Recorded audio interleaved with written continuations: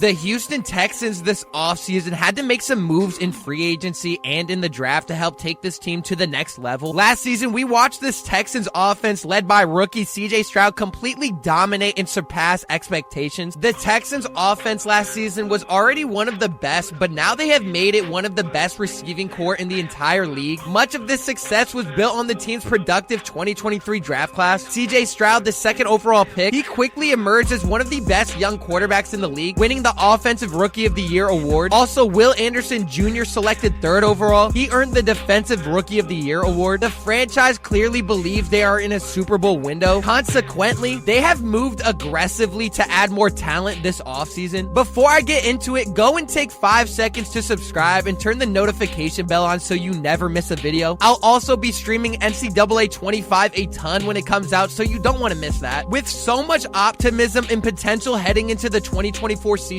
from new faces to rising stars, it's easy to overlook who the Houston Texans are missing. Notably, the team lost several key defensive starters in depth on the offensive line. General manager Nick Castro did an excellent job addressing needs and filling gaps on both sides of the ball. The Texans this offseason, even with some key departures, were able to fill in the gaps quickly to improve this roster. The Texans went ahead and traded for Stefon Diggs for a first-round pick, which immediately boosts this offense. The Texans are relying on Diggs as a short-term solution rather than a long-term asset for CJ Stroud in the passing game. By voiding the last 3 years of his 4-year contract signed in 2022, Diggs is motivated to secure a new deal with the Texans in the future. Even if Diggs surpasses 1,000 receiving yards for the 7th time in his career, the Texans are comfortable with Collins as the new primary target. Collins, who posted career highs in receptions with 80, receiving yards with 1,297, and touchdowns with 8 while helping Houston win the division title, was rewarded with a 3-year extension worth $72.5 million.